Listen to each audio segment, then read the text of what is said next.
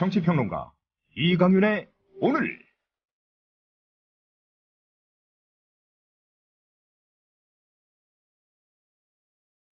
안녕하십니까? 이강윤입니다. 10월 24일 금요일 시작합니다. 아직 최종 결정된 것은 물론 아닙니다만 세월호 실종자 가족들이 세월호 선체 인양에 대해 수색의 최종 수단으로 인양 검토라는 입장을 내놨습니다. 전체 가족 중 3분의 2 다수결로 결정하는 방안도 논의 중이라고 합니다. 물론 정해진 것은 아직 아닙니다. 이제는 더 이상 나올 눈물도 없을 실종자 가족들이 먼저 물꼬를 터주려는 대승적 결단을 하고 있는 것으로 보여서 경의와 안타까움을 동시에 드립니다. 가족분들의 논의와 결정은 완벽하게 자율적으로 이루어져야 하며 국민과 정부 당국은 미안하고도 겸손한 마음으로 그분들의 결정을 기다려야 한다고 봅니다. 그동안 세월호 가족들은 피해자임에도 불구하고 대부분을 양보해왔습니다. 특별법 마무리를 비롯한 향후 수습 절차 그리고 진상규명에서 모든 작업은 유가족들을 최우선으로 고려해야 한다는 점을 다시 한번 강조드립니다. 그게 우리가 취할 수 있는 마지막 도리이자 예의이기 때문입니다. 아직 최종 결정이 나온 것은 아니지만 가족분들이 명분 있게 자신의 가정과 일터로 돌아갈 수 있도록 해드리지 못한다면, 그마저도 정녕 못한다면 우리는 영원한 3등 국가, 3등 국민이 아니겠습니까? 잠시 후 시작합니다.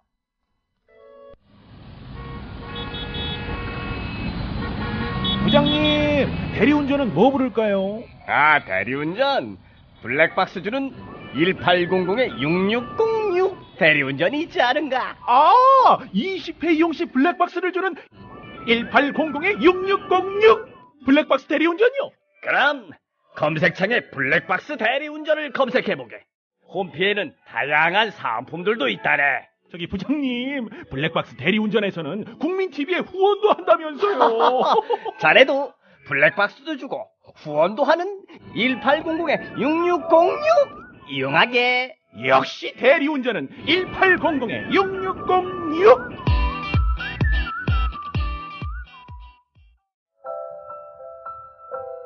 사람이 온다는 것은 실은 어마어마한 일이다. 그는 그의 과거와 현재와 그리고 그의 미래와 함께 오기 때문이다. 한 사람의 일생이 오기 때문이다.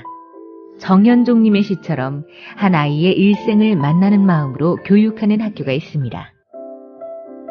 아이들에게 고향이 될 작은 시골 학교, 16년의 대안학교 푸른꿈 고등학교에서 아이들을 기다립니다. 문의 전화는 063-323-2258 검색 푸른꿈 고등학교를 검색해보세요. 주문번호, 상담번호 어떻게 알리지? 또 그 광고비는... 걱정 마세요. 번호를 따로 알릴 필요 없이 말로 거는 1636 말하는 전화면 해결됩니다. 외우기 힘든 번호 대신 1636 누르고 상호명을 말하면 바로 연결됩니다. 우와, 이렇게 간단할 수가... 신청하려면 어떻게 해야죠? 네, 1636 누르고 말하는 전화라고 하시면 상담원이 연결됩니다. 이제 번호 누르지 말고 말로 거세요. 1636 말하는 전화. 이웃나라 일본 연금 제도는 어때? 2012년 기준으로 일본은 모든 국민에게 기초연금 77만 원을 지급하고 노동자에게는 별도로 후생연금 208만 원을 주고 공무원들에게는 공무원연금 282만 원을 지급한대. 그럼 국민들에게는 기초연금 77만 원에 208만 원을 더해서 285만 원을 주는 거네. 그렇지. 일본은 공적연금만으로 노후생활 70%를 책임져 주는데 우리나라는 사적연금과 국민연금 모두 합해서 노후생활 보장률이 30%밖에 안 돼. 그래? 우리나라와 일본 차이가 많이 나네?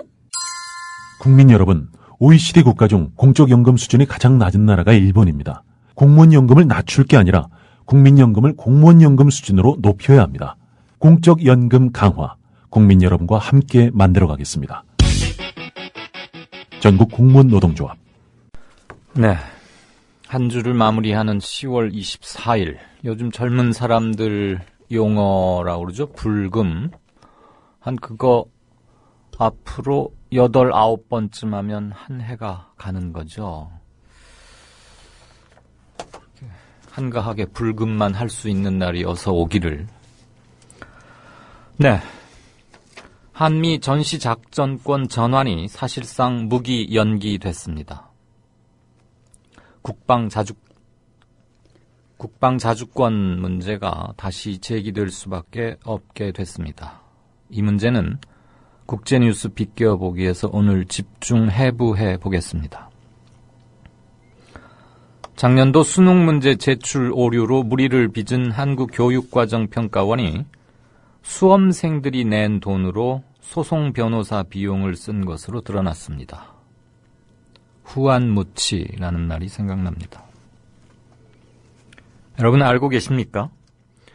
자전거 사고로 국내에서 하루 1명꼴로 사망하고 있답니다.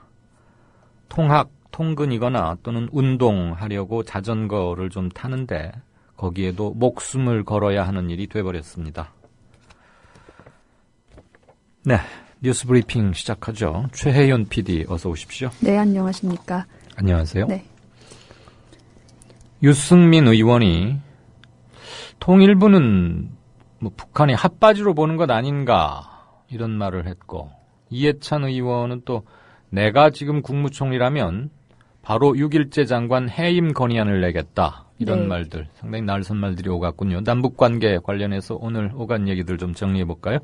네, 유승민 새누리당 의원이 남북 고위급 접촉에서 통일부가 배제된 것과 관련해 작년 개선공단 사건이 터졌을 때 북한이 통일부를 핫바지로 보는 것 아니냐고 말했었는데 정말 통일부를 핫바지로 보는 것 아닌가라며 통일부 장관을 질타했습니다. 유 의원은 오늘 오후 국회에서 열린 외통위 국감에서 6.1제 통일부 장관에게 남북 고위급 접촉을 작년에 남북 장관급 회담을 하려다 급이 안 맞아 티격태격하다 무산됐다. 이번에 1차 접촉도 하고 또 2차 접촉을 하려고 했는데 통일부가 주도적으로 못하고 있는 이유가 무엇인가라며 이같이 말했는데요. 그는 이어 통일부가 이런 문제에 대해서 우리 정부 안에서 대통령도 설득하고 또 다른 분들도 설득해서 남북 고위급 접촉을 하면 당연히 통일부 실장 차관이 나가고 장관급 회담은 장관이 나가야지 왜 통일부가 집권 2년차에 늘 배석을 하고 이러냐라며 수석 대표도 못 나가는 통일부를 상대로 질의하기도 곤혹스럽다라고 힐난하기도 했습니다. 그러자 류 장관은 1차 고위급 접촉, 이번 2차 접촉은 그쪽 국방위 정책실이 청와대 안보실을 상대로 온 것을 수용한 것이고 그래서 청와대 사무처장이 수석 대표로 나가게 됐다라며 물론 통일부 간부도 대표로 참여했다. 중요한 것은 그 회담의 운영과 방향 그리고 그것에 관련해서 통일부가 중심이 돼서 일하고 있다라는 것이라고 반박했는데요. 네. 그러자 이해찬 새정치민주연합 의원은 장관을 1년 6개월 했는데 통일 문제로 박 대통령과 단독 면담은 몇 번이나 했는가라고 물었고 류 장관은 이 자리에서 말하기인이라고 말을 얼버무리면서 일이 있을 때 한다라고 답했습니다. 이 의원은 또한 탈북자 단체의 대북 전단 살포 논란에 대해서 류 장관이 대북 전단 살포는 표현의 자유라는 답변을 되풀이하자 파주 시민은 행복하지 않다. 하루 관광객 3, 4천 명이 오는데 이를 통제해서 사람들이 오지 않아 장사가 안 된다. 가을 거지를 해야 할 때인데 수확을 못하고 대피소에 있다. 내일까지 삐라를 뿌린다는데 장관이 애매한 소리만 하고 있다라고 질책하면서 제가 총리 때면 바로 장관 해임권을 내겠다고 목소리를 높였습니다. 네. 이해찬 의원, 며칠 전에 제가 사석에서 한번 자리를 같이 한 적이 있는데요, 저녁 때. 여전히 카랑카랑하고 꼬장꼬장하고 근력이 짱짱하시더군요. 이분 성격으로 봐서 해임 건의안 내겠다. 이거 그냥 단순한 허언만은 아니었을 겁니다. 어쨌거나 통일부 장관이 좀 더 자신 있게 주무장관답게 중심을 잡고 제 목소리를 내야만 남북관계를 제대로 접근하는 게 아닌가 그런 생각이 듭니다. 네. 자, 새누리당 얘기네요. 친박 정우택 최고위원이 김무성, 김태호 두 사람이 당내 갈등을 야기하고 있다. 그러면서 지금 어제 있었던 당내 분란에 대해서 한마디 또 하고 거들고 나섰네요. 네, 친박 정우택 새누리당 의원이 최근 김무성 당대표의 개헌 언급과 또 김태호 최고위원의 갑작스런 사퇴 발언으로 정치권은 물론 당내의 갈등과 혼란이 야기되고 있다라며 양쪽 모두를 질책했습니다. 정 의원은 오늘 페이스북을 통해서 국민의 정치 불신은 정치인의 말과 행동에서 비롯된다라며 정치인이 정치 현안에 대해 소신을 갖고 있는 것은 당연하고 또 필요하다라고 말했는데요. 그렇지만 당 지도부의 말과 행동은 당심과 바로 연결되기 때문에 개인적 소신보다는 당과 국가를 먼저 생각하고 그 처신은 신중해야 한다라고 자중할 것을 촉구했습니다. 네. 정 의원은 또 나라 경제가 어렵다라며 당 지도부는 자중질환을 가져올 돌출 발언과 행동이 아니라 당심을 합심하도록 하는 일이 먼저 필요한 때라며 현 시점에서의 개헌 논의에 반대 입장을 드러냈습니다. 네. 정우택 의원 정도 되면 도지사도 지냈고 중견임을 자임하고 그러면 뭐 페이스북을 통한 발언도 좋지만 이런 것들은 차라리 당내 정식 회의체 이런 걸 통해서 명백하게 자기 입장을 밝히고 그것을 어떤 정치적 흐름으로 이끌어가고 하는 것이 자기 선수에나 중량감에 맞는 거지 본인이 중량감 있는 의원이라고 생각하고 계시니까요. 네. 도지사까지 지냈으면 사실 간단한 인물은 아니죠. 그냥 페이스북에 하나 쓰고 그것을 기사화되는 것으로 이렇게 하는 것. 글쎄요. 올바른 정치인지는 모르겠습니다. 박 대통령에 이어서 어제 대통령이 뭐 LG 관련 그 오픈식에 가서 얘기한 데 이어서 한국은행 총재도 기업들에게 투자를 호소하고 나섰군요. 네, 박근혜 대통령이 재계에 과감한 투자를 당부한 데 이어 이주열 한국은행 총재도 대기업 최고 경영자들을 만나 투자를 호소했습니다.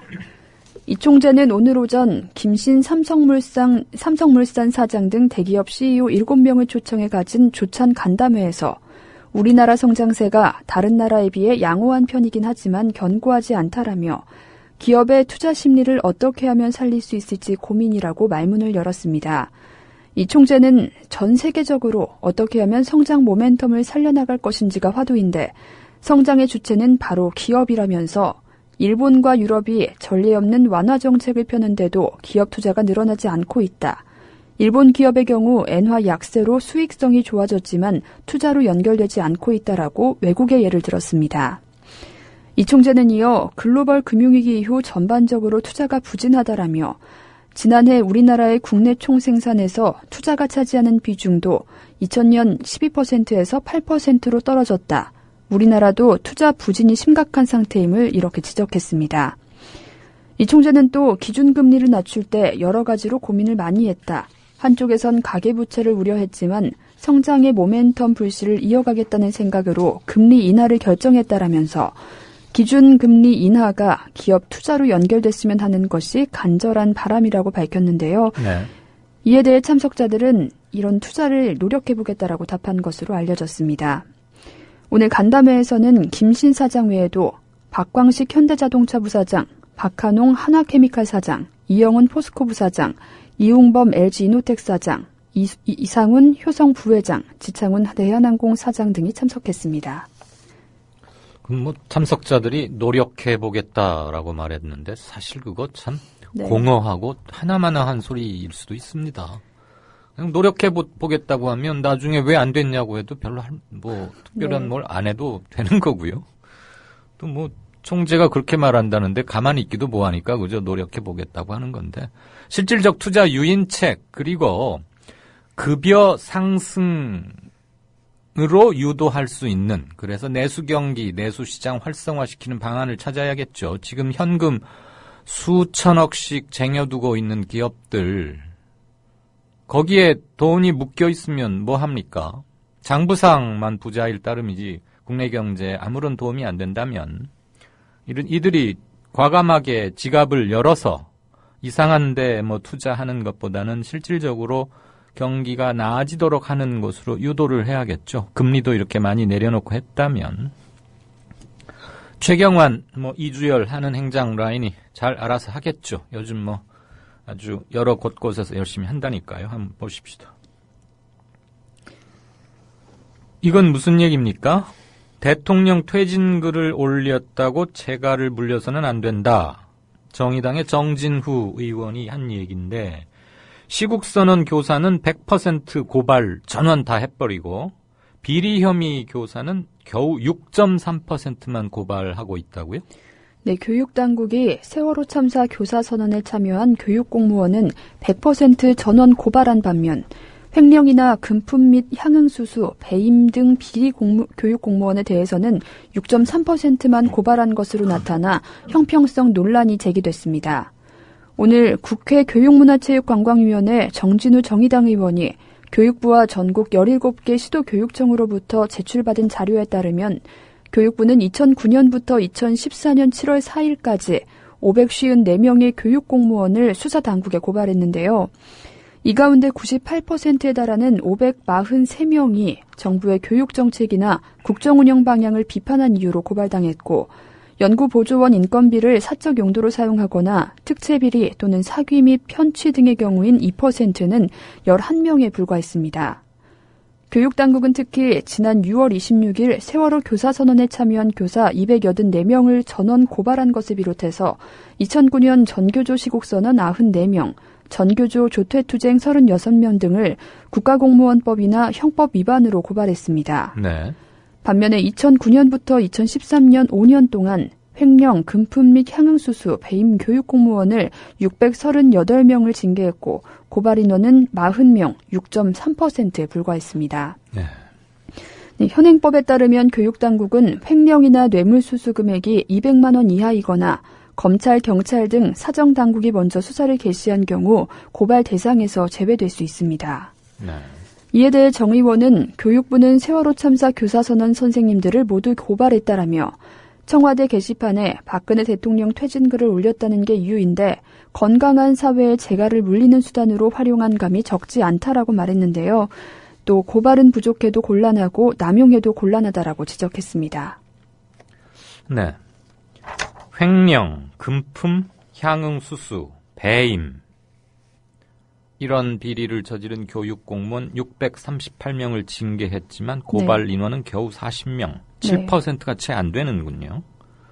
그러면 93%의 이런 혐의를 저지른 교사들 중에 93%의 선생님들은 계속 강단에 남아 있다는 얘기 아닙니까? 최소한의 조사도 받지 않는다 이 얘기잖아요, 지금? 네, 그렇죠.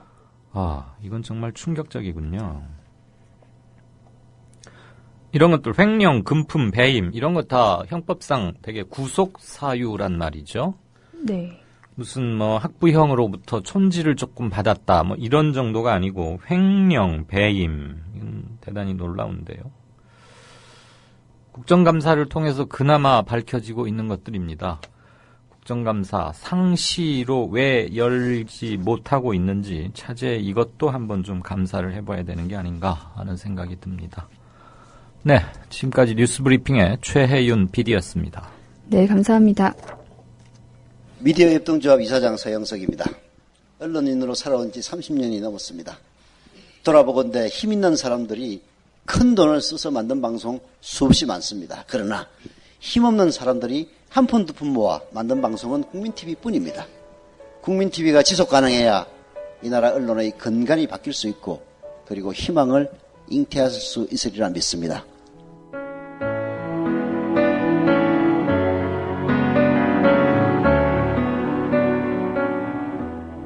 월 11,000원의 조합비 납입. 조합원 여러분의 많은 동참을 바랍니다. 자동납부는 미디어 협동조합 홈페이지 국민.tv 또는 서울전화 3144-0933, 서울전화 3144-7737로 신청하실 수 있습니다. 여러분들에게는 언론혁명으로, 그래서 자부심으로 보답하겠습니다. 정치평론가 이강윤이 함께하는 국민라디오 이강윤의 오늘.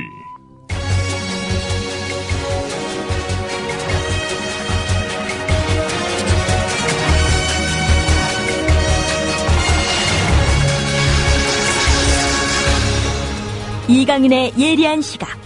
이제는 뉴스의 행과 간을 짚어냅니다.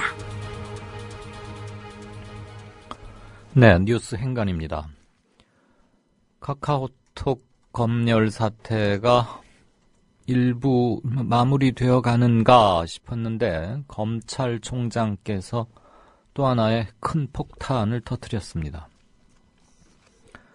김진태 검찰총장이 어제 국회 국정감사 답변에서 열쇠공을 불러서 문을 따게 하듯이 감청 방법을 연구하겠다. 카카오톡 측이 감청영장에 불응한다면 이렇게라도 해서 강제 감청하겠다고 말했습니다. 대단한 폭탄 선언이죠. 그러면서 다음 카카오, 이름이 다음 카카오로 바뀌었다면서요. 그 다음 카카오의 서버에 장비를 강제로 설치할 수도 있다. 이런 얘기까지 했습니다. 대단히 놀라운 일입니다. 이 관련 기사 한 부분을 들으시고 제 말씀을 좀 올리겠습니다. 김진태 검찰총장이 23일 국회 법제사법위원회 국정감사에서 검찰이 카카오톡을 직접 감청할 수 있다라고 밝히면서 사이버 검열 논란이 새 국면을 맞게 됐다. 김 총장은 다음 카카오 측이 감청영장 집행을 끝내 거부할 경우 물리력을 동원할 가능성까지 내비쳤다. 김 총장은 오늘 국감 내내 카톡 감청영장과 관련한 강경 입장을 고수했다. 카톡 감청영장은 명예훼손 수사와는 관련이 없는 중대 범죄에 국한되고 적법하게 발부받은 영장은 집행되어야 한다는 논리를 폈다. 야당 의원들은 파장을 어찌 감당하려 하느냐라고 했지만 여당 의원들은 이것이 제대로 된 자세라면서 김 총장을 치켜세웠다. 네.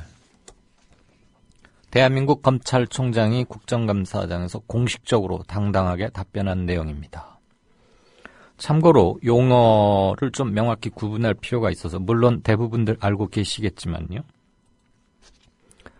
감청영장이라 함은 대화 내용을 실시간으로 체크하고 사찰하고 들여다보겠다는 겁니다. 그리고 압수수색 영장으로는 지난 대화, 지금 현재 하고 있는 거 말고요. 며칠 전에 또는 몇 주일, 몇 개월 전에 아무개와 아무개 사이에 오간 내용을 그러니까 저장돼 있는 거죠. 그거를 가서 압수수색해 오는 겁니다. 근데 지금 문자 메시지 같은 경우는 통신사별로 보관 기간이 조금씩 다르고요. 이메일은 완전히 그 서버만 빌려주는 것이지 이메일 주고받은 사람들에게 이제 관리 처분권이 있으니까 이메일은 그렇지 않습니다만. 만약에 오가는 이메일도 직접 들여다보려면 그건 감청영장이 필요한 거죠. 문자 메시지는 그러한데 지금 문제가 되고 있는 것은 카카오톡 같은 메신저 아니겠습니까? 그건 실시간으로 들여다볼 방법이 없다고 다음 카카오톡에서는 계속 강력하게 주장을 해오고 있고요. 검찰 측의 여러 정황을 미루어 보더라도 그게 맞는 말인 것 같습니다. 제가 그게 실시간으로 메신저 대화 내용을 들여다볼 수 있는지 없는지에 대한 기술적 판단을 할 입장이나 전문 지식을 갖고 있지는 못합니다. 그러나 여러 사람들과 업계, IT 전문가들의 말을 빌리면 실시간으로 대화 내용을 실시간으로 들여다볼 수는 없다고 합니다. 일부에서 제가 왜 이 말씀을 드리는고 하니 국정원에서는 혹시 실시간으로 들여다볼 수 있는 것 아닌가 하는 의견들이 제법 돌았었기 때문에 그리고 누군가에 의해서 권위 있게 그렇지 않다라고 분명히 규정된 바가 없기 때문에 제가 들어안 바를 종합해서 말씀을 드리는 겁니다. 그러니까 엄밀히 말하면 지금까지 다음 카카오톡은 불법을 했던 겁니다. 다음 카카오톡이 불법이라기보다는 검찰이 법을 제대로 지키지 않았죠. 감청영장을 보내놓고 며칠분의 대화를 모았다가 제공받은 겁니다. 며칠치씩을. 그러니까 감청은 실시간으로 들여다보는 건데 한 3, 4일치를 모아서 다음 카카오톡의 법무팀이 그걸 모아서 경찰을 통해서 검찰에게 전해줬다는 거죠. 그러면 3, 4일치 쌓여있는 것을 보려면 그건 압수수색 영장을 법원으로부터 발부받았어야 합니다. 그런데 검찰은 그렇게 하지 않고 그냥 감청영장, 편의상 감청영장을 신청했고 그것을 근거로 지난 며칠치를 모아서 제공받은 겁니다. 제출받은 겁니다. 그러니까 영장 청구 분류도 잘못됐고 적용도 잘못됐던 것이죠. 근데 현행 법 체계가 미비돼 있습니다. 그러니까 검찰이 감청영장으로는 지난 대화 내용을 제출받을 법적 근거가 아니라는 것을 알면서도 그렇게 해왔고 편의상 또는 관행상 카카오톡의 이서구 대표가 며칠 전에 프레스센터에서 강경하게 내가 감옥 가는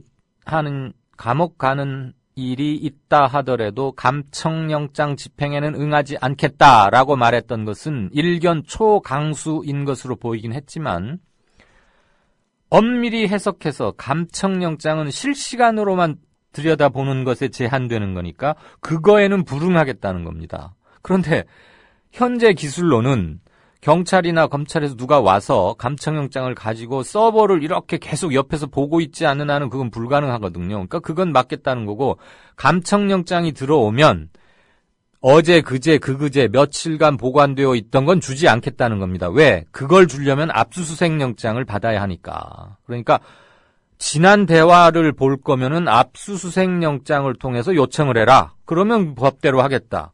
감청영장을 가지고 지난 대화를 보게 하는 것은 안 하겠다 이겁니다. 감옥 안 갑니다. 그러니까 법 체계의 미비점과 감청영장과 압수수색영장의 차이점을 명확히 짚고 파고 들어간 거죠. 그리고 일정 부분 대국민 이미지 제고 효과도 거뒀습니다. 아, 카카오톡이 뒤늦게나마 정신 차리고 세게 나오는구나. 검찰은 곤혹스러웠죠, 당연히. 왜냐하면 법리적으로 따지면 이서구 대표의 말이 맞긴 맞거든요. 근데 검찰을 정면으로 한번 세게 치받은 꼴이 되어버린 거 아닙니까? 검사들 화날만 했죠. 아유, 대한민국 검사가 어딥니까? 남자를 여자로 바꾸는 거 빼고 그다음에 날아가는 새를 떨어뜨리는 거 빼고는 대부분 다 할 수 있잖아요. 검사분들 아주 세시죠. 그런데 감히 일개 통신사 카카오톡 대표 정도에 불과한 자가 정식으로 법 질서 공권력에 도전한다? 이런 괘씸해라고 속으로 생각할 수 있었을 겁니다. 검찰의 총수인 김진태 총장께서 그래서 어제 국정감사장에서 이렇게 대노하면서 어떻게 이런 비유를 할 수 있습니까? 문을 안 열어준다? 비밀번호를 안 가르쳐준다? 좋다 그러면 열쇠공 불러서 문 따듯이 감청 방법을 연구하겠다. 그 다음에 서버에 강제로 장비를 설치할 수도 있다. 이렇게 아주 초고강도의 폭탄 발언을 했습니다. 이렇게 하려면 일단 법을 고쳐야 될 겁니다. 압수수색영장과 감청영장의 차이점을 명백히 하고 실시간으로 감청을 할 수 있는 법적 근거를 만들어서 집행을 해야겠죠. 근데 그게 국회에서 잘 통과될지 모르는 거 아닙니까? 그러니까 법 개정도 시도는 할 것 같습니다만 그 전에 일단 이런 식으로 장비를 강제로라도 설치하겠다 이겁니다. 김진태 총장 얘기를 조금 더 들어보면 법이 개정되기 전까지는 그러니까 법을 고치기 전까지는 감청영장으로 이미 저장된 과거 통신 메시지를 가져올 수밖에 없다. 지금 자기도 감청영장을 편법으로 불법적으로 이용해왔다는 건 시인하는 거죠. 지금 이 문장에서. 그러면서 법 집행에 카카오톡 측이 불응하겠다는 것은 생각할 수 없다. 끝까지 불응하면 검찰로서도 어떤 조치를 해야 하지 않겠나라고 생각한다고 답변했습니다. 그러니까 이제 새누리당 어떤 의원이 업체가 즉 카카오톡이나 다른 메신저 업체가 협조하지 않는데 어떻게 하겠다는 것이냐 물으니까 김 총장은 우리가 직접 감청하는 수밖에 없다고 말했습니다. 그 메신저 업체 서버에 직접 가서 직접 감청하겠다는 겁니다.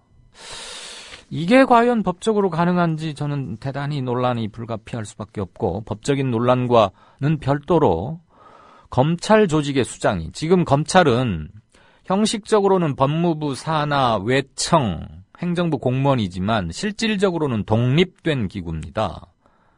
헌법적 기구, 헌법상 지위를 인정받고 있고요. 검사라는 그 개개인의 조직이. 그러니까 검사가 몇 호 검사 이렇게 말하잖아요. 201호 검사실, 207호 검사실. 그 검사실은 계속 있고 그 207호 검사실에 주임 담당 검사가 누구냐면 김하무개, 이마무개, 이하무개 계속 인사 때마다 바뀌는 겁니다. 헌법기관이란 얘기입니다. 그리고 검찰총장 임기제를 해서 독립성을 최대한 확보해주고 있지 않습니까? 그렇지만 실질적으로 권력으로부터 독립하고 있지는 못하지만요.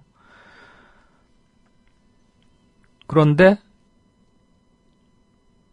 헌법기구이고 독립성을 금과 옥조처럼 여겨야 하는 곳의 수장이 업체가 협조하지 않으면 우리가 직접 감청하는 수밖에 없다. 이렇게 말했습니다. 아직 놀라지 마십시오. 그러니까 야당 위원장이 지금 법사위원장을 맡고 있는데 제재 조항이 없는데 어떻게 조치를 하겠다는 거냐? 어떻게 기업에다가 조치를 하겠다는 거냐? 이렇게 물었어요. 안 물을 수가 없지요. 현행법에 따르면 지금 제재할 조항이 없거든요. 그러니까 검찰총장 답하기를 제재 규정이 없으면 제재를 전혀 안 해도 되느냐? 나는 그건 아니라고 본다. 와. 제재 규정이 없으면 제재를 안 하거나 못 해야 되는 게 맞는 거 아닙니까? 제재를 하려면 제재 규정을 만들고 그 규정에 입각해서 제재를 해야지요. 이거 지금 아버지가 사춘기 학생이 공부 안 한다고 너 요즘 왜 그래? 생활에 좀 문제가 있다. 그리고 기본적으로 가족 간에 지켜야 할 예의도 있고 또 최소한 저 학생으로서 공부는 좀 해야 되는 거 아니야? 이렇게 나무랄 수는 있잖아요. 그건 뭐 우리 가족 내에 무슨 아버지는 아이가 이러이러할 경우에 나무랄 수 있다라고 뭐 규정을 만들어야만 그 규정에 입각해서 아버지나 엄마가 아이들을 훈육하는 거 아니지 않습니까? 그렇지만 국가기관에 의해서 작동되는 공권력, 행정력의 집행은 당연히 법률적 규정에 입각해서 해야 되는 거 아닙니까? 검찰총장을 아무개가 할 때는 이렇게도 했다가 다른 사람이 할 때는 그건 좀 상식에 맞지 않는 것 같아. 그러니까 앞으로는 그렇게 하지 마. 그러면 일관성이 없는 거죠. 그걸 지금 이걸 말이라고 하고 있습니까? 이건 상식이 아니지 않습니까? 그런데 법을 다루는 검찰의 총장이 이렇게 말합니다. 제재 규정이 전혀 없다고 제재를 전혀 안 해도 되느냐? 그건 아니라고 본다. 그럼 뭐하러 법치합니까?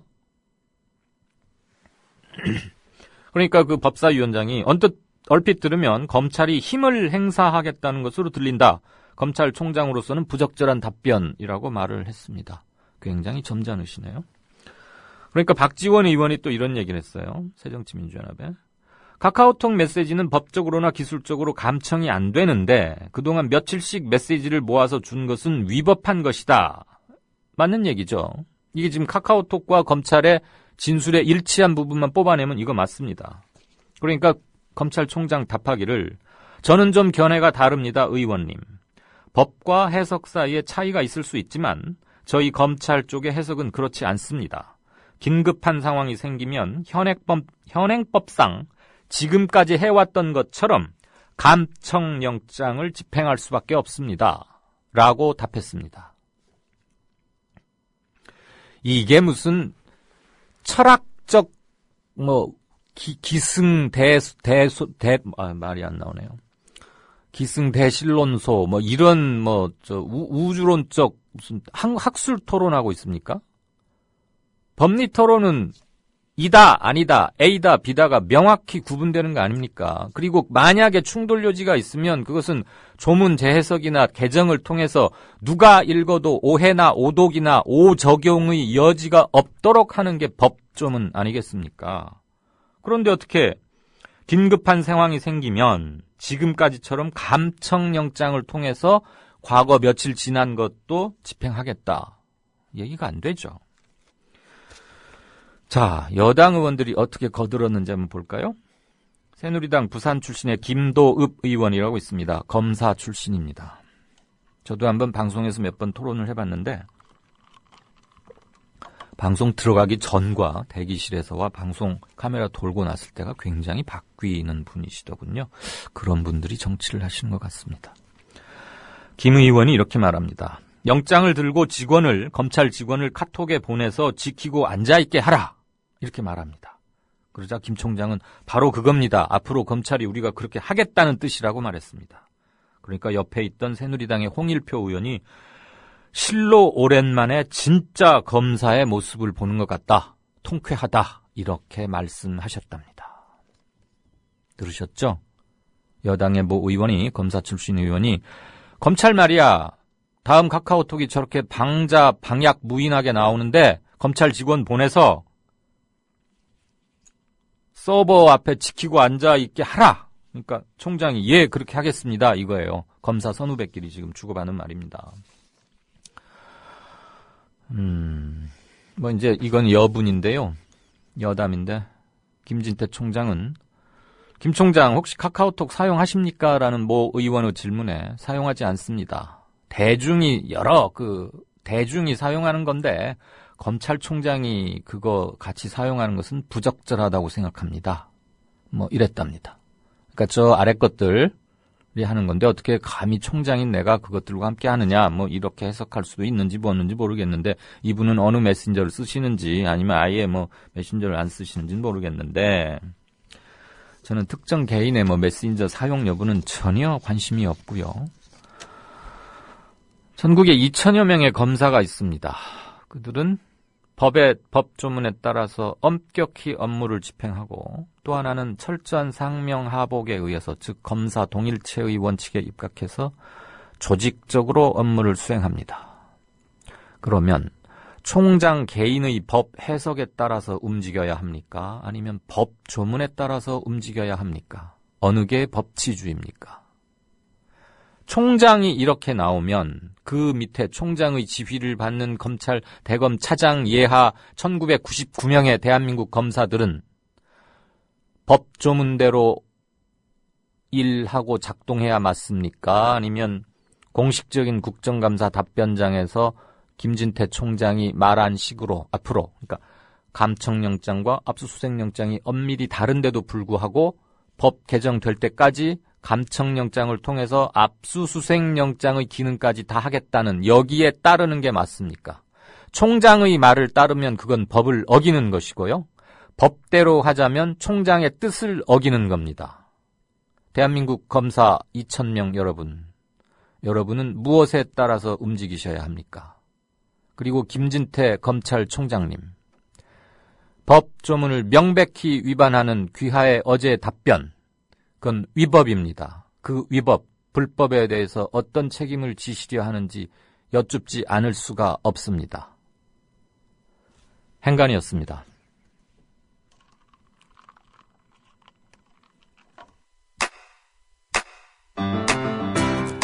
국민라디오 지지하는 4가지 방법 아시나요? 다운로드하기, 별점 주기, 댓글 달기, 구독하기. 국민라디오를 보다 많은 이들에게 전할 수 있는 가장 손쉬운 방법. 다운로드하기, 별점 주기, 댓글 달기, 구독하기. 잊지 마세요. 다운로드하기, 별점 주기, 댓글 달기, 구독하기. 네, 6시 7분 38초 됩니다. 잠시 게시판 보고 다음 순서 진행하죠. 로니님께서 이제 막 올리셨네요. 국민을 완전히 아랫 것들로 알고 있군요. 검찰총장이란 사람이 그렇게 말을 하셨고, 락 에이지스님은 초법적인 집단이 검찰이네요. 하기야 그런 집단이니까 노무현 대통령 면전에서도 막 나간 거겠지만요. 정말 무서운 집단이다.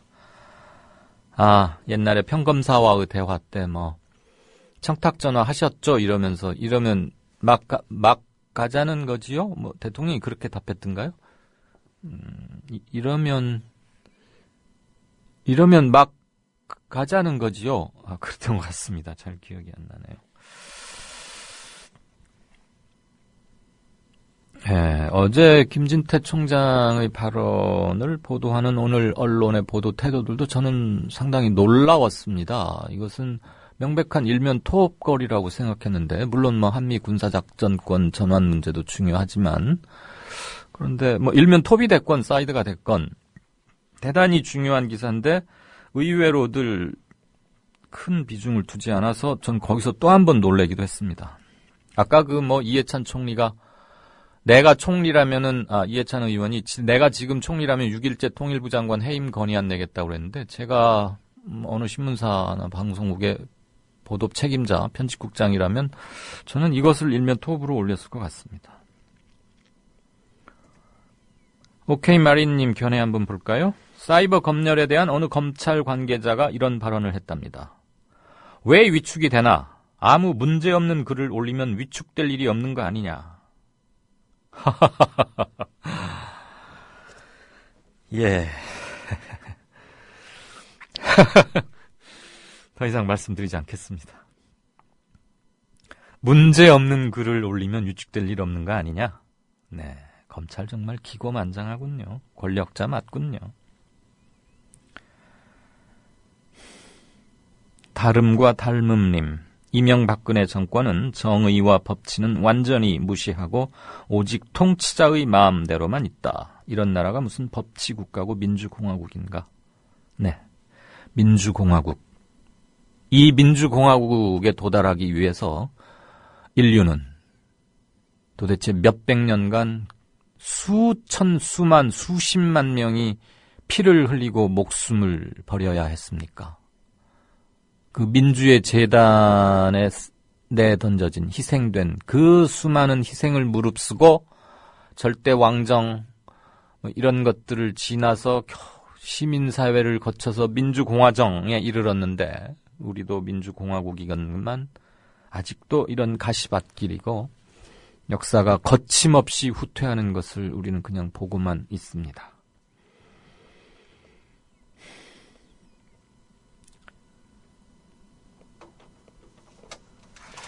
푸우 성미산. 성미산은 그 마포에 있는 그 동네 산 거기 말씀이시겠죠? 국가폭력의 끝은 어디일까요? 친일 청산이 유야무야 되니까 아무 거리낌 없이 이렇게 하나 봅니다. 거리낌은커녕 더욱 적극적으로 이러네요. 이들이 과연 단죄될 수 있을까요? 바램과 현실 사이가 참 멀군요. 이 간극을 좁히기 위해서 광화문에 갑니다. 네. 광화문 요즘 집회는 불과 한 200~300명이 채 못 되는 것 같아서 참 그렇군요. 네.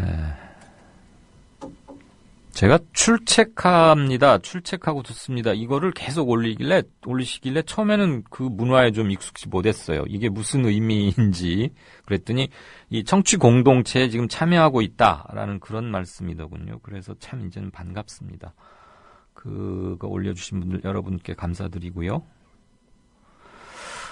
대통령한테 싫은 소리 하는 건 대역죄이고 부정부패는 경범죄라는 거냐라고 아까 그 전교조 교사들 그 처리에 있어서의 형평성 문제 얘기하셨고 하나만 더 보죠. 강남이라는 아이디 쓰신 분 지금 TV조선에서 북한 땅굴을 경기도 양주에서 발견했다고 막 한참 보도하고 있네요. 장성민의 시사탱크라는 프로인 모양인데 며칠 전에는 뭐 금천구 가산동인가 거기 디지털밸리에서 땅굴 얘기하더니 오늘은 또 양주에서 땅굴이군요. TV조선은 땅굴 전문 텔레비전인 모양입니다. 자주국방이 되지 않는 한 영원한 미국의 식민지로 살 수밖에 없다. 한미 전작권 전환 무기한 연기에 대한 견해 주셨습니다. 고맙습니다. 다음 코너 들어가죠. 이강윤의 오늘 이제는 정가 산책으로 함께합니다. 정치권 동향 생생하게 풀어드릴 분은요. 네, 한국일보 양정대 기자 안녕하세요. 네, 안녕하세요. 오늘은 주요 반찬이 뭡니까? 일단 뭐 국정감사 이제 오늘 하고 다음 네. 주 월요일이면 이제 끝나는데요. 네네. 이 국정감사 얘기 잠깐 좀 짚어볼까 합니다. 예. 올해 국정감사는 사실 뭐 우여곡절 끝에 두 차례 연기가 있었고 그리고 이제 뒤늦게 시작이 됐는데 뭐 예상대로 이렇게 아주 뜨거운 이슈, 뜨거운 감자가 되는 그런 이슈가 없이 어떻게 보면 좀 무난하게 그렇게 진행이 됐다고 봐야 될 것 같습니다. 정부 네. 여당 입장에서는 뭐 가슴을 쓸어내릴 일이고 또 야당 입장에서는 좀 더 이렇게 전략적으로 이 화력을 좀 배치해서 이 상황을 좀 이끌어갈 수 있는 이 절호의 기회 중에 하나가 이제 국정감사인데 그 장을 좀 놓쳤다 뭐 이런 아쉬움이 좀 클 것 같습니다. 예. 뭐 나름대로 이제 그 성과라고 하면 사실은 이명박 정부 당시에 자원 외교 이게 워낙 자원과 관련한 이런 그 정책들이 워낙 뭐 이렇게 이른바 뻥카드가 많았었고 그리고 이제 이 자원 문제라는 게 워낙 이렇게 돈이 또 엄청나게 크게 이렇게 연루가 되는 문제여서 그동안에 좀 뒷얘기들은 굉장히 많았었습니다. 뭐 대표적인 게 이제 CNK 그 다이아몬드 광산 얘기가 좀 있었고요. 예. 그리고 KMDC라고 그 회사가 이제 어딥니까 나라가 갑자기 생각이 안 나는데요. KMDC? 그 다이아몬드 그거 말씀하시는 거예요? 혹시? KMDC는 저기 어딥니까 대우 인터내셔널이 지금 그 석유 지금 뽑아내고 있잖아요. 예. 해상 그 나라 그 옆에 광구를 이렇게 사가지고 이제 그것도 뭐 MB 자원외교의 최대 성과 중에 하나로 이렇게 이제 뽑았던 건데. 우리 뭐 디테일한 건 그냥 넘어가도 돼요. 검색하면 다 나오잖아. 이럴 때 우리가 네이버를 잘 부려 먹어야죠, 뭐. 다음. 네이버 말고 다음 부려 먹을. 다음. 예. 그런 자원외교 그동안에 이제 이게 과연 정말 이 속빈 강정은 아닐까 이런 이제 우려들이 꽤 있었고 그런 보도들도 많이 있었고요. 그런데 이제 이번 국정감사를 통해서 이 새정치민주연합의 박완주 의원 산업자원위원회 소속이고요. 또 같은 산업자원위원회 소속인 이 김재남 의원 정의당의 김재남 의원 이 두 의원을 중심으로 해서 이 자원외교의 실체들이 사실 좀 큰 가닥들이 지금 이제 그 수면 위로 또 올랐습니다. 네. 아마 이번 국정감사 아마 많은 청취자분들 그리고 많은 국민들이 뭐 워낙에 이렇게 밀고 당기기 이 국회 파행 뭐 이런 뒤끝에 열린 거여서 실질적인 관심을 좀 기울이지 않은 경우들이 많으셨을 텐데 예. 이게 보기에 따라서는 국정조사가 필요하다, 불가피하다 이런 여론으로 확산될 가능성 저는 적지 않다고 보는데 네. 이 4대강 사업하면서 무려 22조 원 쏟아부었다 뭐 이런 걸로 지금 논란이 굉장히 컸잖아요. 예. 이거 4대강 사업하면서 네. MB정부가 네. 22조 원인가요? 28조 원인가요? 22조, 그런데 이 자원외교 하면서도 사실은 뭐 엉터리 회사, 외국 회사 이 비싼 값에 사들였다가 결국 아무것도 남기지 못하고 수천억 손해보고 또 되팔 수밖에 없는 그런 상황이 됐고 뭐 이런 여러 가지 문제들 그리고 이 공기업들이 지금 공기업 부채 문제 두고 뭐 여당 대표하고 경제부총리하고 둘이 티격태격 하는 거 다들 아실 텐데 네. 이 공기업들이 부채를 그렇게 이 엄청나게 부채가 MB정부 때 늘어났던 그 핵심 요인 중에 하나가 또 이 자원외교 한답시고 이 엉터리 이 회사들을 사들였다가 이 국민 세금을 결국은 메우게 되는 이런 상황이 됐는데 이 자원외교 관련해서 예산이 들어간 것만 해도 총 한 28조 원 정도 된다고 합니다. 예. 그러니까 이 MB정부가 정말로 얼마나 나라 살림을 거들냈는지 이거를 잘 보여주는 게 바로 4대강 사업 그동안에 이제 수많은 논란이 됐었고 이제 본격적으로 이 자원외교와 관련한 부분도 앞으로 이번 국정감사가 끝나더라도 지금 새정치민주연합이 이미 국정조사에 들어가겠다 이렇게 지금 선언을 해놓은 상태인데 네. 이 문제도 아마 굉장히 좀 향후 전국에서 좀 주요한 이슈 중에 하나로 부상할 가능성이 꽤 있어 보입니다. 예, 그거 시간이 걸리더라도 분명히 파헤쳐야 하는데 아시겠지만 해외 자원 개발 관련 이게 그 당시에는 시장 상황이 그랬고 땅 속에 있는 거 바닷물 깊이 저 아래에 있는 것을 밖에서 정확히 알기 힘들다 이러면서 빠져나가면 참 애매하다 그러더라고요. 그렇죠. 그래서 이제 그동안에 사실 MB정부 때 이것을 정부가 적극적으로 추진할 때 사실은 당시 이제 한나라당이 뭐 거의 한 몸이었으니 뭐 그랬을 수 있겠습니다만은 네. 이 여당 의원들이 사실 이제 특히 친박계를 중심으로 해서 비판적인 의견들을 개진하는 의원들이 있었지만 예. 그걸 대놓고 얘기를 하지를 못했었거든요. 네네. 그런데 이번 이제 국정감사를 통해서 밝혀진 바는 이게 당시에 이미 그 해외 자원개발 업체들을 이 석유공사나 가스공사 이런 데 광물자원공사 이런 데서 인수를 할 때 이미 논란의 소지 그리고 혹시 이건 빈 광구일 수 있다라는 그 개연성이 충분했음에도 불구하고 밀어붙이기로 그걸 추진했다는 게 몇 가지 사례가 드러났습니다. 예, 대통령 청와대 보고용, 보고받고 그렇죠. 기뻐하시라고 그냥 막 이리저리 다 쓸어 모아서 했겠죠.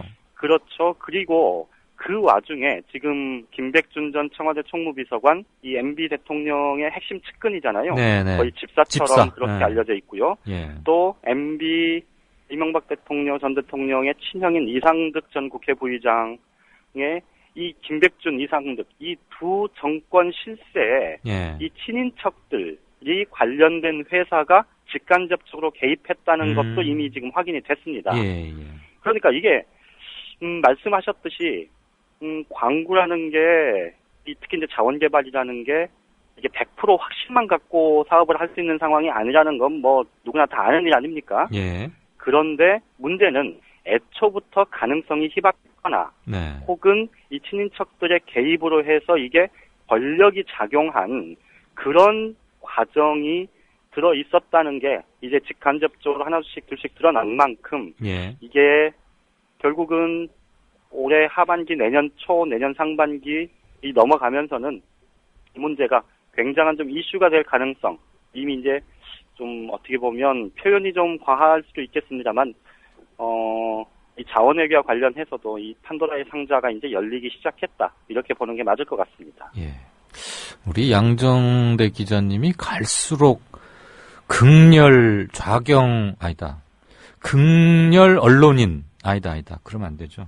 강한 언론인이 되어 가시는 것 같아서 곁에서 지켜보기가 조마조마합니다. 붙잡혀 가시면 저는 좀 빼주세요. 전 최근에는 별로 옛날보다 덜한데요. 아무튼 그냥 저는 원고에 따라서 읽기만 한 거니까 저는 좀 빼주세요. 아셨죠? 알겠습니다. 예. 그럴 리가 있겠습니까? 전시작전권 결국 실질적으로 무기한 연기가 돼버렸는데 그걸 일갈하던 노무현 전 대통령의 연설이 잠시 생각이 납니다만 야권 반발 예상했던 대로인데 어떻든가요?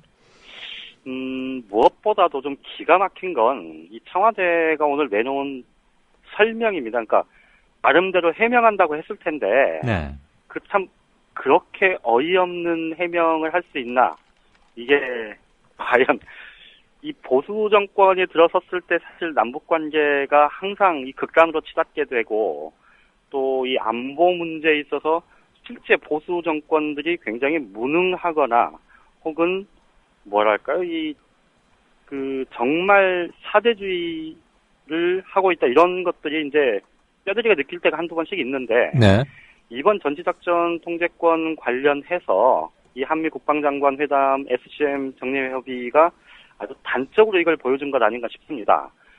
2010년에 원래 이제 노무현 정부 때 2012년에 전시작전 통제권을 우리가 환수하기로 했었죠. 예. 그랬다가 이제 이명박 대통령이 2010년에 한미 정상회담을 하면서 그 연기 시기를 이제 2015년으로 미뤘단 말이죠. 네. 그런데 이번에는 사실상 언제 환수할 수 있을지 시점 자체가 불분명할 정도로 사실상 무기한 연기한 예. 그런 상황 아닙니까? 네네. 이제 몇 가지 전제 조건이 있는데, 세 가지 전제 조건이 붙어 있는데, 그 세 가지 전제 조건이라는 게 결국은 미국산 무기를 얼마나 많이 들여와서 네. 우리가 그러니까 이른바 그 자주국방의 능력을 갖추느냐, 이거를 사실상 미국산 무기 얼마나 많이 들여오느냐로 이제 판가름하는 그런 전제 조건을 단 그런 협상을 한 건데요. 그런데 오늘 청와대가 해명을 하기를 박근혜 대통령이 대선 후보 시절에 2015년 전시작전 통제권 환수는 예정대로 진행한다, 이렇게 공약을 했지 않습니까? 예. 그런데 공약보다 더 중요한 건 상황이다. 한마디로 뭐 이렇게 얘기를 한 거죠. 예. 그러니까 공약 파기 논란은 이제 뭐 더 이상 뉴스도 안 되고 예. 이건 이제 이걸 뉴스라고 들이미는 기자는 좀 덜 떨어진 기자가 돼버렸고 물정 모르는. 그렇죠. 아니 상황이 바뀌었으니 당연히 그렇게 가는 건 아니야? 당연한 거지. 안보인데 이 안보 장사를 이렇게 노골적으로 할 수 있는 그 참 이 배짱이 참 대단하다, 이런 생각이 들었었는데요. 예. 어쨌든 이 문제는 이제 2010년에 2012년에서 15년으로 늦출 때하고는 조금 다른 측면이 하나가 있는데요. 이게 이제 그 국회 비준 동의가 필요한 이 주한미군 기지를 이전했을 때 이 남은 기지를 어떻게 이제 활용할 거냐, 개발할 거냐 이런 것도 이제 지자체에서도 이미 계획들이 다 서 있지 않습니까? 그런데 그것과 관련한 이 토지 계획과 관련해서는 한미 간에 이 조약을 맺은 게 있습니다. 예. 이게 이제 PPL 연합사가 보유한 토지를 한국군에 반환하는 그런 협정을 양국 간에 체결을 했고 이거는 외국과의 조약에 해당하는 거기 때문에 국회 비준 동의를 받았었거든요. 예. 그런데 이제 이번 합의 과정을 보면 당시에 비준 동의를 받았었던 그 조약의 내용 자체가 지금 일부 이렇게 바뀌게 됐습니다. 그러니까 동두천 미군기지, 그리고 용산의 미군기지 일부가 이제 반환되지 않는 것 아닙니까? 그러다 보니까 이게 이제 국회에서 비준 동의를 거쳐야 되느냐 말아야 되느냐에 대한 문제가 2010년에 그 전시작전 통제권 환수 시기를 연기했을 때와는 다르게 이번에는 이 국회 비준 동의 문제가 좀 핵심 쟁점이 될 수도 있다. 이런 전망이 가능하고요. 그렇게 보면 국회 차원에서 여야 간에 앞으로 치열한 논쟁이 전개될 것 같습니다. 예. 그 양 기자 왜 그런 거 있었잖아요. 사진은 기사 속 특정 사실과 관계없음. 한때 왜 그렇게들 처리하지 않습니까? 네네. 요즘은 그런 사진은 별로 없지만. 그러니까 앞으로 대통령 후보들 공약 낼 때 공약집 맨 앞이나 뒤에다가 괄호치고 상황에 따라서 이 공약은 폐기되거나 수정될 수 있음. 그렇게 하면 좋겠어요. 그러니까 이번에 사실 박근혜 정부 들어서서 공약 파기 논란 이게 이제 처음에는 진짜 핫한 뉴스가 되는데 대통령이 약속해놓고 안 지켰다. 신뢰와 약속을 생명처럼 이 자기 트레이드마크처럼 중시하는 박근혜 대통령이 뭐 이제 이런 얘기들이 나왔었는데 지금은 뭐 공약 파기가 뭐 하도 잦으니까 말씀하신 대로 진짜 대선 후보들한테 그런 다짐을 국민 앞에 별도의 다짐이라도 받아둬야 되지 않을까 뭐 그런 생각이 들긴 하네요. 예, 잘 알겠습니다. 저기 김태호 최고위원 사퇴 문제 그 여진 또는 후속 보도 그거 짧게 좀 부탁드릴까요? 뭐 여진이랄 것도 없고요. 네. 오늘 김태호 최고위원이 어제 제가 참 뜬금없고 논리적으로 일관성도 없고 참 말도 안 되는 이유를 들어서 사퇴. 그러면서 제가 이제 그 보좌진들은 뭐 방점이 개헌해 갈 걸로 예상했었다. 이렇게 지금 말을 하더라. 제가 그렇게 전해드렸잖아요. 예. 오늘 김태호 최고위원이 결국 기자들 앞에 서서 야 내가 말한 A부터 Z는 개헌이야. 이렇게 이제 변명을 했습니다. 뭡니까 그럼? 그러니까 자기는 결국 개헌 때문에 개헌이 정말 중요한데 그러려면 경제민주화법안 이 여야가 빨리 이렇게 이른 시기에 합의 처리해서 국민들한테 좀 이렇게 정치가 좀 신뢰를 받아야 그래야 개헌도 가능하다. 이런 취지로 자기는 얘기를 했다는 겁니다. 한국말 어디서 배우셨답니까? 그러니까 이 초등학생도 아니고 이게 뭡니까 이게 서청원 최고위원, 이 친박계 좌장이라고 불리는 서청원 최고위원이 어제 김태호 최고위원의 사퇴 얘기를 듣고 아니 대학생도 아니고 뭐 하는 거래 뭐 이렇게 얘기를 했다고 해요. 근데 서청원 최고위원도 너무 많이 쳐준 거고 그러게. 이 김태호 최고위원 자신의 말을 좀 분명하게 정치인이라면 특히 큰 정치를 꿈꾸는 사람이라면 자신의 의사 표현을 이렇게 얼토당토않게 했다가 그 다음날 이 말도 안 되는 해명을 해야 되는 이런 상황을 초래해서는 안 되겠죠. 그러게 말입니다. 자질 문제인 것 같습니다. 네, 자질. 요즘 대학생들이 들으면 열받겠네요. 무슨 그렇겠네요. 자, 한 주일 동안 애쓰셨고요. 이번 주말은 특별히 휴가 드릴 테니까 푹 쉬시고 다음 주 월요일 오후에 뵙겠습니다. 예, 고맙습니다. 고맙습니다. 지금까지 정가산책 한국일보의 양정대 차장이었습니다.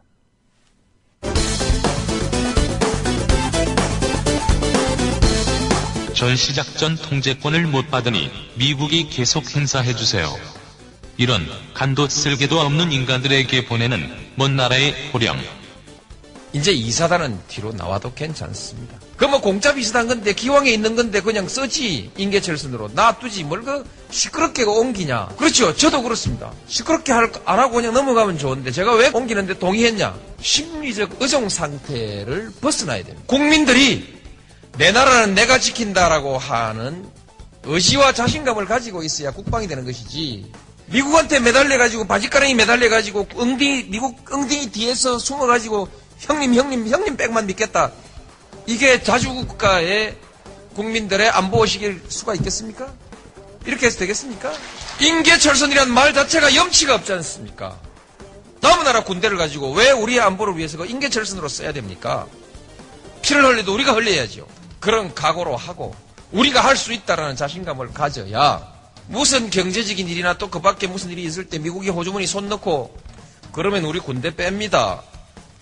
이렇게 나올 때 이 나라의 대통령이 미국하고 당당하게 그러지 마십시오 하든지 빼십시오 하든지 말이 될 거 아니겠습니까? 난 나가요 하면 다 까무러치는 판인데 대통령 혼자서 어떻게 미국하고 대등한 외교를 할 수 있겠습니까? 완전하게 대등한 외교는 할 수 없습니다. 미국은 초강대국입니다. 미국이 주도하는 질서 그것을 거역할 수는 없습니다. 그러나 최소한 자주국가 독립국가로서의 체면은 유지해야 될 거 아니겠습니까? 때때로 한 번씩 배짱이라도 내볼 수 있어야 될 거 아닙니까? 근데 이사단 빠지면 다 죽게 생긴 나라에서 다 죽는다고 국민들이 와들와들 사시나무 떠들듯이 뜨는 나라에서 무슨 대통령이 무슨 외교부 장관이 미국의 공무원들하고 만나서 대등하게 대화를 할 수 있겠습니까? 실제로요. 남북 간에도 외교가 있고 한국과 중국 사이에도 외교가 있는데 북한의 유사시라는 건 뭐 있을 수도 없지만 전쟁도 유사시도 있을 수가 없지만 그러나 전쟁과 유사시를 항상 우리는 전제하고 준비하고 있는데 중국도 그렇게 준비하지 않겠습니까?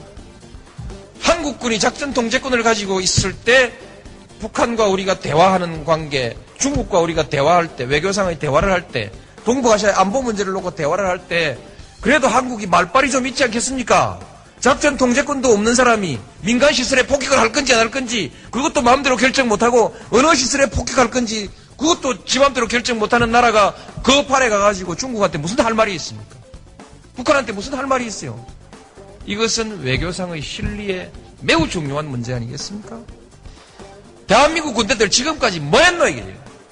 나도 군대 갔다 왔고 예비군 훈련까지 다 받았는데 심심하면 사람한테 세금 내라 하고 불러다가 뺑뺑이 돌리고 훈련시키고 했는데 그 위에 사람들은 뭐 해서 작전 통제권 자기들 나라 자기 군대 작전 통제도 한 게 제대로 할 수 없는 군대를 만들어 놔놓고 나 국방장관이요 나 참모총장이요 그렇게 별들 달고 그드럭거리고 말았다는 얘기입니까? 작전권 돌려받으면 우리 한국군들 잘해요. 경제도 잘하고 문화도 잘하고 영화도 잘하고 한국 사람들이 외국 나가보니까 못하는 게 없는데 전화기도 잘 만들고 차도 잘 만들고 배도 잘 만들고 못하는 게 없는데 왜 작전 통제권만 왜 못한다는 얘기입니까? 그래서 작동권 회수하면 안 된다고 줄줄이 모여가가지고 성명 내고 자기들의 직무유기 아닙니까? 부끄러운 줄을 알아야지. 부끄러운 줄을 알아야지.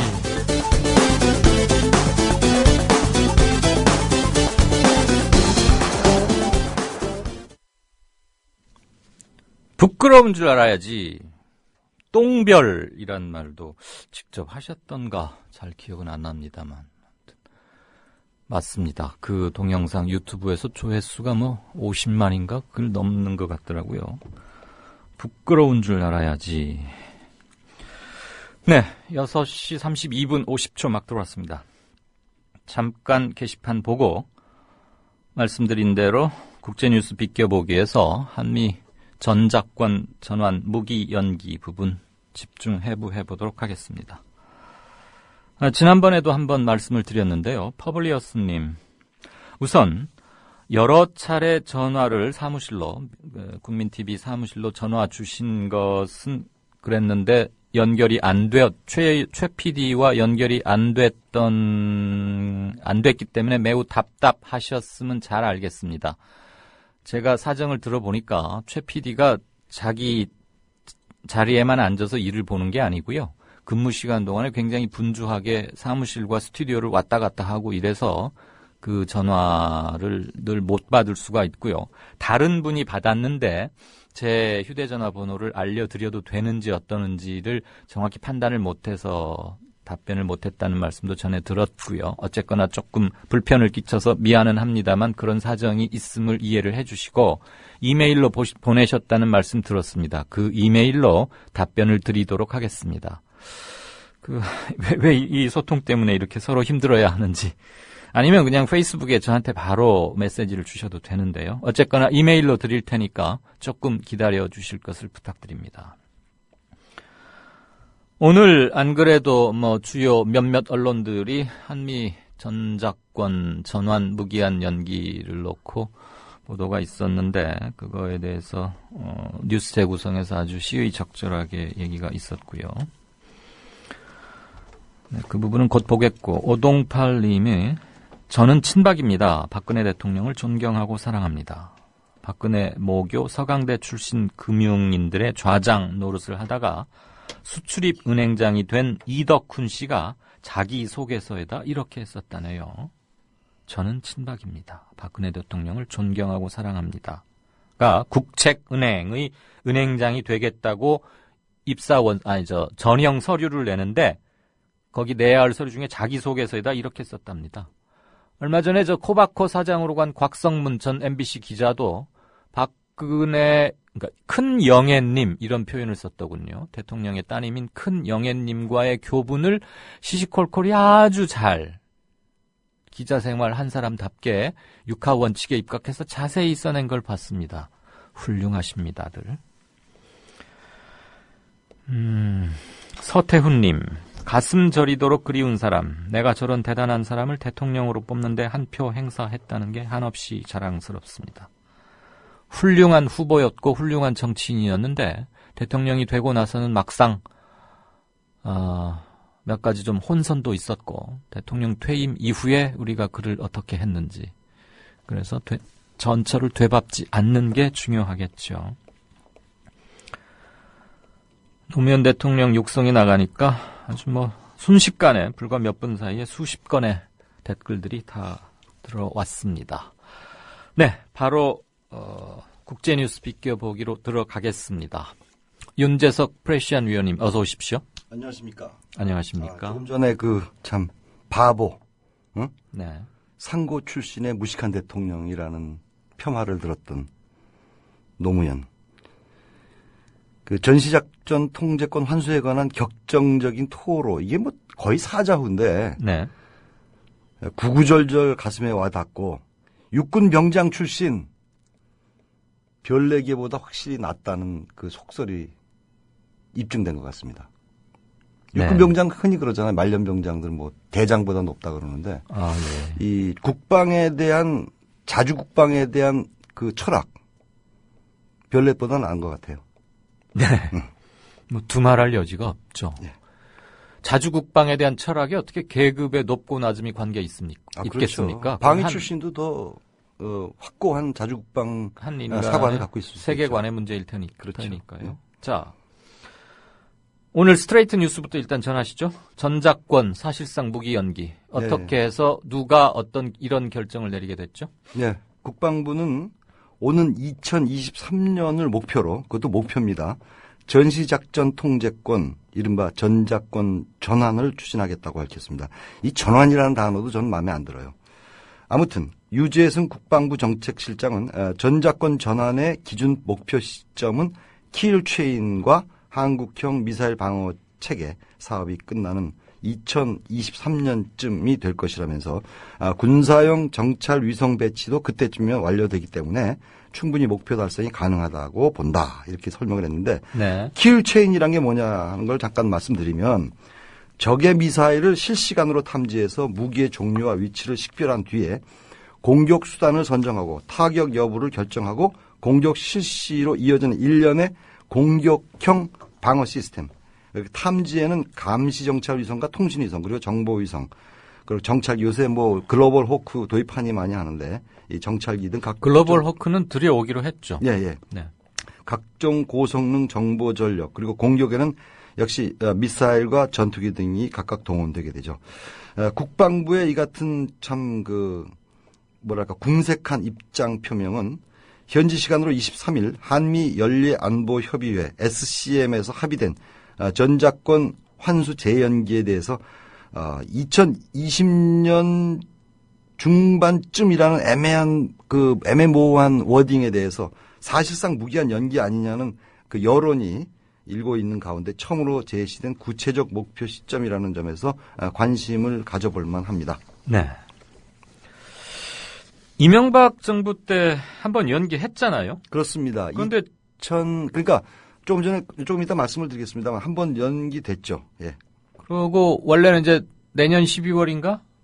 네. 원래 계획대로 하면 내년 12월에 받아야 하는데 예. 이 전환이라기보다는 이양 또는 원상복귀 또는 접수. 환수죠. 환수. 예. 이래야 되는데 줬던 거니까 환수. 왜 전환이라고 하는지 모르겠어요. 저는 그 용어 자체가 굉장히 마음에 안 그게 듭니다. 같이 중립적인 듯 하지만 대미 종속적 표현인 거예요. 종속적이고 소극적인 표현이죠. 그렇습니다. 예. 환수가 맞죠. 전자 노무현 정부 때는 이거 환수라고 표현했는데 맞습니다. 갑자기 요즘 언론들이 전환이라 그래서 저는 계속 환수라고 하겠습니다. 네, 잘 알겠습니다. 아무튼 간에 이 한민구 국방장관은 제46차 한미 연례안보협의 SCM이 끝난 후에 미 국방부 청사, 펜타곤이라고 부르죠. 인근에 있는 한 호텔에서 열린 기자간담회를 통해서 한미 전작권, 이 사람은 전환이라고 했으니까 뭐 전환이라고 읽어야죠. 전환 재연기 합의에 대해서 사실상 무기한 연기라는 보도가 있는데 네. 이것은 상당히 비약적인 해석이다.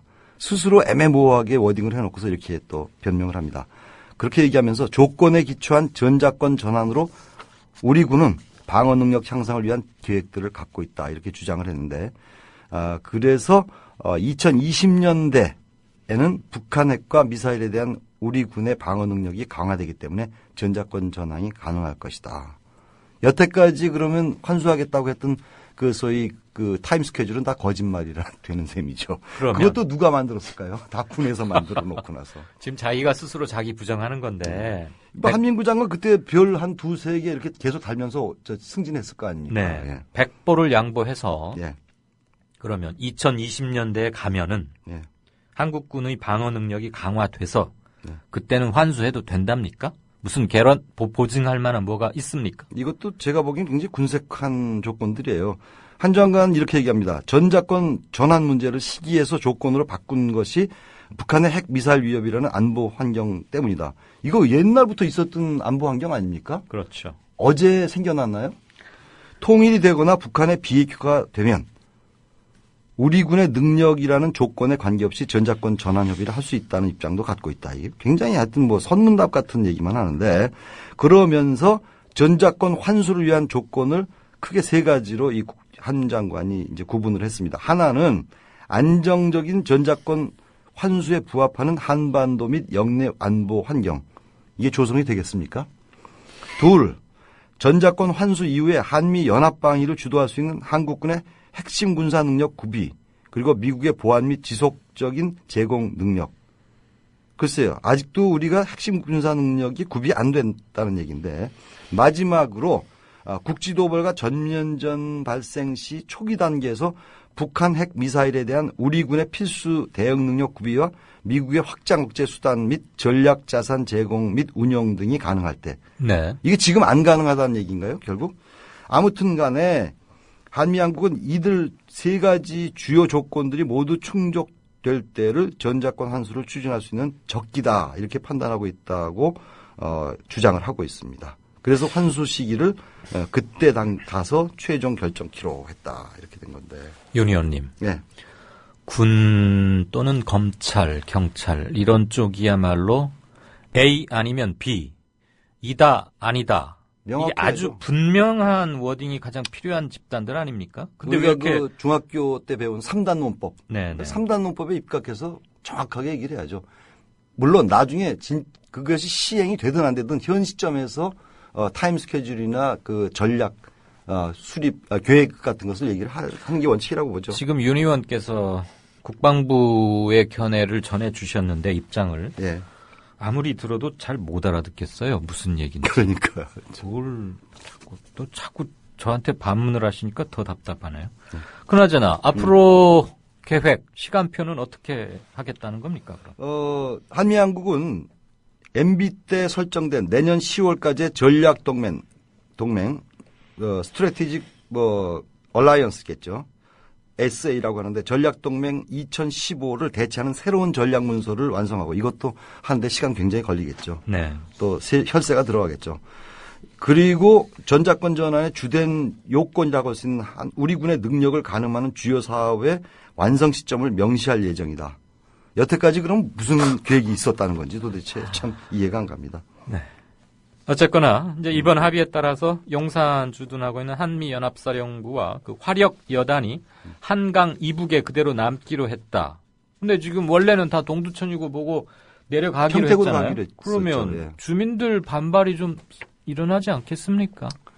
당연하죠. 예, 한미양국의 합의에 따라 이번 합의에 따라 한미연합사령부가 용산기지에 그리고 미 2사단 산하 210 화력 여단이 동두천 캠프 K지에 남게 됐는데 정부는 한미연합작전의 효율성과 대북 억지력 강화를 위한 불가피한 조치라고 설명했지만 역시 논란은 계속될 것 같습니다. 한미연합사의 경우요. 평택으로 이전이 확정돼 있지 않습니까? 그리고 이미 지금 돈 다 들어갔잖아요. 그렇죠. 정지 작업하고 건물 짓기 시작하고 네. 그럼에도 불구하고 계속 눌러 앉는다면 이게 용산 전체의 17%라고 합니다. 지금 한미연합사령부가 차지하고 있는 그 부지가 그럼 용산 공원화 작업은 완전히 물 건너가는 거죠. 용산구와 서울시로서는 묵과할 수 없는 상황이 되는데 그거보다도 저는 그렇게 생각해요. 언제까지 수도 서울 한복판에 예? 네. 사실상의 외국군 사령부가 계속 주둔해야 하는 이런 슬픈 상황이 계속돼야 되느냐. 예? 그런데 미국이 강력히 희망해온 것으로 알려진 동두천에 있는 주한미군 2사단의 210 화력 여단 잔류는 제 개인적인 입장에서는 양면성이 있다고 봅니다. 왜냐하면 미국이 이제 북한의 장사정포 파괴 임무를 맡고 있는 210 화력 여단이 한강 이남으로 이전할 경우 유사시 임무 수행이 어렵다는 그런 이유를 대고 있는데 네. 어느 정도 일리는 있습니다. 네. 그리고 조금 전에 그 노무현 대통령도 인계철선이라는 얘기를 했는데 네. 사실 우리 군으로서도 210여단을 인계철선, 트립와이어죠. 트립와이어라는 게 결국 이제 사실상의 볼모 아닙니까? 그렇죠. 그러니까 북한이 장사정포나 어떤 그 단거리 미사일로 210여단을 때릴 경우에 미군은 자동적으로 한국전에 개입하게 되는 그런 상황 아니겠습니까? 네. 그런 면에서는 동두천 시민들께는 조금 죄송하지만 사실상 210여단의 동두천 잔류는 어느 정도는 또 그 이유가 좀 있을 수 있다. 그런 것도 저는 이제 개인적으로 토로를 좀 드립니다. 그러면 지금 이건 전작권 환수 무기 연기와는 무관하게 별도로 아니죠. 이제 그게 그러니까 그게 사실상 그 니고시에이션의 하나의 그 조건이었을 것 같아요, 보니까. 그러니까 별도라고는 하지만 네, 전시작전권과 한강 이북에 배치하느냐 이남으로 가져오느냐는 사실 별개의 문제죠. 그렇죠. 예, 주둔군의 작전상의 위치인 거고 문제니까. 예. 전시작전권을 우리가 가져오면 미군이 한반도의 어느 곳에 주둔해 있든 하든 간에 우리 작전 통제 하에 들어가기 그렇습니다. 때문에. 그러니까 작전의 이동 및 병력 배치, 이동 이런 것들을 우리가 정하는 거니까 이 문제는 그렇게 중요한 게 실은 아니란 얘기죠. 그렇죠. 네. 그런데 네. 제가 자꾸만 그 동두천 시민 여러분께 말씀을 드리고자 하는 것은 이게 동두천시 전체의 40%를 210여단이 차지하고 있습니다. 40%. 그러니까 사실 동두천시라는 게 예전에 그렇죠. 우리 여성들, 기지 여성들 참 그 신산스러운 사람들이 녹여져 있는 그 굉장히 잿빛 도시 아니겠습니까? 그렇죠. 그런데 그나마라도 이게 옮겨가면 동두천시가 그래도 발전할 수 있는 토대가 마련될 것인데 이게 잔류한다 그러면 동두천 시민들로서는 분기탱천하지 않을 수 없는 그런 또 여건이긴 하죠. 네. 자, 이번 전작권 환수 재연기는 박근혜 대통령이 자신의 공약을 정면으로 파기하는 것 아닙니까? 아까 정가산책에서도 좀 짚어보긴 했지만. 전 그렇게 생각합니다. 대통령의 선거 공약 이행하지 못할 수도 있어요. 그런데 전시작전 통제권 환수라는 공약은 이거는 자질구레한 공약이 아니지 않습니까? 그렇죠. 그야말로 3대 공약 중에 하나라고 할 수 있는 주요한 공약인데 이것을 파기한다는 것은 정말 스스로 그 약속을 잘 지키는 박근혜 대통령 원칙과 신뢰의 정치인이라고 알려져 있던 그것을 스스로 파기하는 굉장히 중대한 사건 아니냐 이렇게 볼 수도 있고요. 특히 박근혜 대통령뿐 아니라 정부가 대한민국 정부가 국민과의 약속이라면서 이행을 강조한 주한미군 이전 사업 자체가 그럼 평택은 어떻게 되는 겁니까? 지금 평택 자체가 아주 엉망진창이 된다는 얘기인데 이런 점에서도 논란이 대상이 될 수 있고 네. 특히 조금 전에 말씀드렸던 한미연합사령부 그리고 미 2사단 210 여단의 이전 계획은 이미 국회 비준 동의까지 받았습니다. 아무리 대한민국 국회가 정말 봉숭아학당 같은 존재라 할지라도 비준 동의까지 받은 그런 사안을 다시 번복한다? 이건 뭐로 보는 겁니까? 국회를. 아무리 국회가 못났지만. 그리고 정부 결국 보면은 이런 얘기도 솔솔 나오고 있어요. 정부가 요청한 전시작전권 환수 재연기 이것과 네. 미국이 물밑에서 요구했던 한미연합사의 용산 잔류 그리고 210 화력 여단의 동두천 잔류를 맞바꾼 것 아니냐. 아하. 그런 빅딜 설도 나오고 있습니다. 충분히 나올 만한 그런 그 개연성이 있는 거죠. 예, 제가 그 차원에서 아까 보충 질문을 드렸던. 예. 자, 어쨌거나 참 슬픈 10월 24일입니다. 박정희 대통령이 그렇게 강조했던 자주국방. 박 대통령은요. 완전히 물 건너가는 겁니까? 박 대통령의 제가 이제 요번에 책도 하나 썼지만은 박 대통령의 그 다른 측면 말고 그 엄혹한 독재자 유신 종신 집권 이런 어떤 그 기도 이런 거 말고 예. 자주국방에 대한 의지는요. 높이 평가해야 됩니다. 왜냐하면 1970년도에 그 닉슨 독트린이 이제 발표되고 나서 그때 바로 핵과 미사일 개발을 지시해서 ADD를 굉장히 확장하고 실제로 그 무인 정찰기 솔개라는 것도 그때 70년대 개발했습니다. 지금 우리가 지금 북한한테 맨날 참 당하고 있는 그 무인 정찰기. 네. 그래서 박 대통령의 그 박정희 전 대통령의 자주국방에 대한 의지에 대해서는 정말 높이 평가해야 되고 이것은 따님께서 100% 수용해서 이어가야 될 어떤 아이템이다. 사안이다. 과제다. 저는 이렇게 생각하거든요. 네.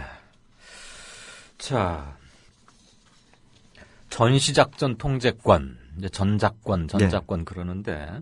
공부 좀 해볼까요? 그, 짧게. 지금 우리 그냥 대충 좀 뭉뚱그려서 추상적으로 이해하고 있는 부분이 있는데. 네. 조금 한 반발짝만 더 들어가서 피부에 와닿게 몇 가지 것만 몇 가지만 요점만.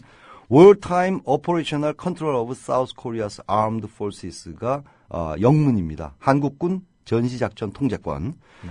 6.25 전쟁 초기인 1950년 7월 14일에 이승만이가 작전 지휘의 일원화와 효율적인 전쟁 지도를 위한다는 명분으로 유엔군 사령관에게 보낸 서한을 통해서 국군의 작전 지휘권, 작전 통제권이 이양되죠. 이에 따라서 미 8군 사령관에게 한국 지상군의 작전 지휘권이 이양됐고 해공군도 각각 극동 해공군 구성군 사령관에 이양이 됐습니다. 그런데 이어서 1953년 10월 1일 그러니까 그 정전협정 3개월 뒤에 체결된 직후에 한미 상호 방위 조약과 이것에 의거해서 이듬해 11월 17일에 합의한 합의 의사록에도 이게 그대로 유지됐고요. 결국에 1980년대 말에 한미 간의 주한미군의 역할 조정 논의와 함께 1992년 그 SCM에서 한미 안보 연례 협의회에서 평시작전 통제권이 이전 합의가 됨에 따라서 1994년 12월 1일자로 평시작전 통제권은 우리 합동참모본부 의장이 갖게 됨으로써 전시작전 통제권만 연합군 사령관, 그러니까 한미연합사령관에게 그대로 존속이 되어 왔죠. 그런 히스토리가 있었군요. 그리고 아까 이명박 정부 때의 문제는 조금 전에 짚어주셨고요. 어쨌거나 자주국방이란 말이 아주 무색해졌고 이제 우리는 국가가 수행해야 할 몇몇 아주 중요한 핵심 기능 중에서 한 결정적인 분야, 우리가 스스로를 지키고 자위하는 그거에서 그 자존감을 크게 훼손받을 수밖에 없었다. 그런 의미 부여를 해야 될 것 같습니다. 좀 심하게 얘기하면 우리는 자주국방을 이제 완전히 포기한 나라 아닌가 뭐 그런 생각까지 듭니다. 이 문제는 계속 추적을 하면서 다음번에 윤재석 위원님의 심도 깊은 분석을 또 듣도록 하겠습니다. 오늘 좋은 말씀 감사합니다. 예, 수고하십시오. 네, 지금까지 국제뉴스 비껴보기의 윤재석 위원이셨고요. 몇 가지 속보성 그리고 꼭 짚어야 할 뉴스 전해드리고 클로징 하겠습니다. 윤일병 폭행 사망 사건 기억하시죠? 그 가해 병장에게 사형이 구형됐습니다. 조금 전에. 네. 선고가 어떻게 나올지는 물론 봐야 하는데 지금 살인죄가 적용이 돼 있죠. 또 하나 블레이드문님께서 6시 48분에 올려주신 글인데요. 제가 조금 있다가 말씀드릴 클로징하고도 조금 관련이 있습니다만 전 직원이 통통 탈탈 털어봐야 260명 정도밖에 안 되는 한국교육과정평가원 왜 수능 출제 문제 낸 곳입니다. 그곳이 그 인근의 특정 파스타집에서 3년 7개월간 무려 법인카드로 8억 원 넘게 결제한 것으로 나타났습니다. 그러니까 15,000원짜리 파스타 54,856그릇을 3년 7개월간 먹었답니다. 그렇게 파스타만 좋아하시나 보죠. 일각에서는 전형적인 카드깡 아니냐 이런 말씀도 하고 있습니다. 한 주 마무리됩니다. 별로 이뤄놓은 것 없이 계속 시간만 가는 건 아닌지 모르겠네요. 한국교육과정평가원이 작년 수능시험 세계지리 과목 출제 오류 관련 소송에 쓴 변호사 수임료 8,250만 원을 수험생들이 낸 비용에서 지출했습니다. 수험생을 상대로 한 소송에서 이기기 위해서 수험생들이 낸 돈으로 변호인을 산 겁니다. 후한무치도 이런 후한무치가, 적반하장도 이런 적반하장이 있을 수 있습니까? 세금으로 운영되는 공공기관이 자기들의 주인인 국민들을 능멸하고 모욕했습니다. 변호사 비용 써야 한다면 자체 예산 중에 예비비나 특별 항목에서 지출해야 되는 게 온당합니다. 출제 오류에 대해서 석고대죄 해도 모자랄 판에 학생들 돈으로 변호사 비용을 내고 이제는 심지어 상고심까지 검토 중이라니까 그저 망연자실할 뿐입니다. 정부의 일개 산하기관의 비상식이나 일탈로 또 치부할 건가요? 교육부는 그 평가원에다가 법무법인 광장이라고 있는데 거기 교육 전문가들이 많으니까 거기에 사건을 맡기면 어떻냐라고 권유까지 했답니다. 국민을 우습게 보지 않고서야 어떻게 이런 일이 버젓이 벌어지겠습니까? 정권과 정부의 정통성을 되묻지 않을 수 없습니다. 들어주셔서 감사합니다. 이강윤이었습니다. 다음 주 월요일에 뵙겠습니다.